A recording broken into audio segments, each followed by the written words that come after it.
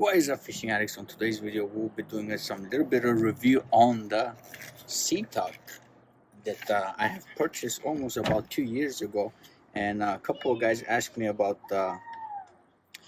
how do I transport my kayak. And well, I actually have two ways that I do it. For short distances and paved roads, I use my boondocks, and for actually one area that I go fishing once a month or twice a month, I have to use an actual cart because the boondocks cannot support the weight of my kayak. Well, actually it can, but it is a very long walk, so it's about a mile that I have to, almost a mile that I have to haul my kayak. And weight distribution, the way you can install the boondocks, it can only go in the back, and my kayak is already over 100 pounds, and with the gear it's pushing 150, 160, so I have to use a cart that I can balance the weight. And I've been using C-Tug for about a little bit over 2 years, and I want to do a little bit in-depth review if you're looking for a kayak cart. And this, don't get me wrong, this video is not about bashing the product. I did enjoy it. It needs a lot of improvements, so let's start by disassembly. It's very easy to disassemble. All you gotta do is just twist and twist, kind of twist, and they come out, and I can put this inside my kayak once I take the wheels off and everything. And positives, it's affordable, and it kind of got the job done. And when I was in the market for cars, there was that many options, but here are some of the stuff that they can improve on. First of all, since these come off very easy, they can come up with different types of pads and holders, because as you guys can see, my kayak rides only about 2 inches, not even 2 inches, inch and a half spot on these things, because the way it's the hole is designed in my kayak, the C-Tug does not fit it. So it is a little bit harsh on my kayak, because this thing does not fit fully flush underneath. It just rides on about inch and a half spot, and that's not that big of a deal, you know. You can always customize it and make it. The biggest drawback on this C-cart, it's all plastic. I believe it's rated to 200 pounds, but my kayak, I don't think I ever loaded my kayak to be 200 pounds.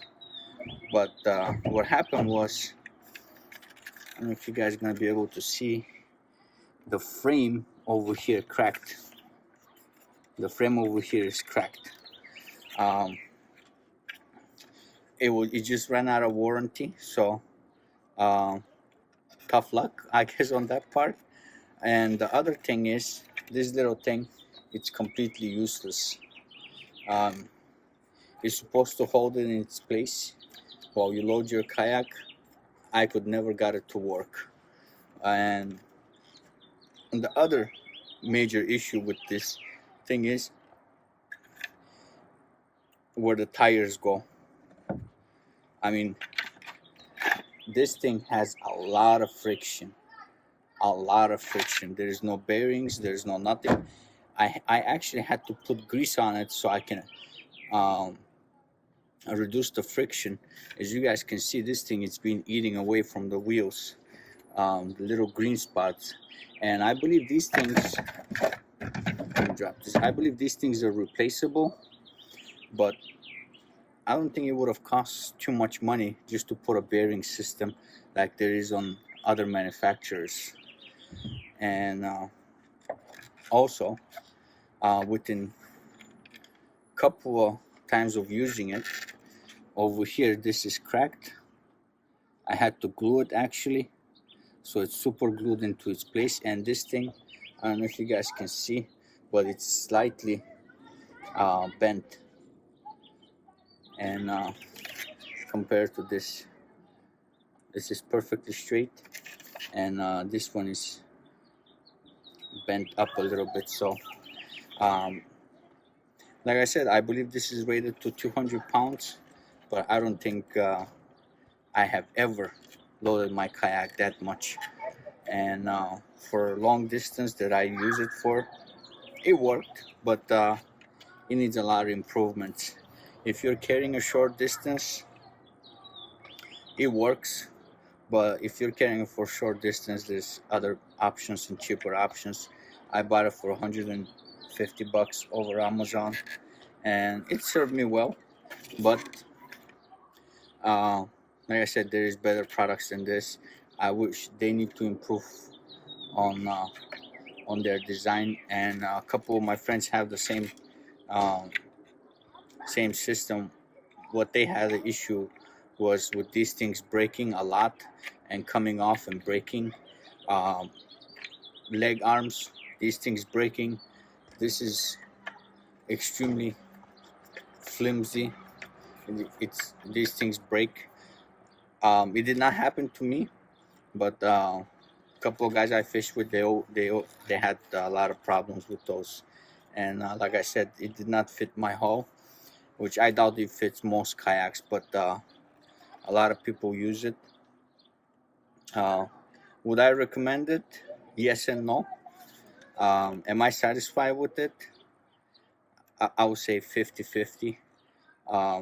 Like I said, there's major design flaws, and then they can improve on it for $50 more. You get much better kayak cards from other manufacturers. So I hope this helps you guys out, and if you enjoyed the video, hit that subscribe button, click that bell icon, and I'll catch you guys on the